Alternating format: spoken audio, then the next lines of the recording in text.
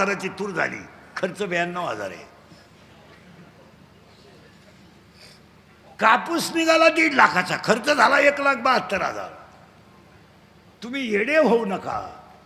गारी का, कुल्फी का, पण आपल्या पोरांनी धर्मावर निष्ठा ठेवून पोटच भरलं पाहिजे तुमचं काय. आणि पोरांना तुम्हाला वाटतं तुमचा खिस्सा रिकामा झाल्यावर तुम्हाला कोणीही नाही.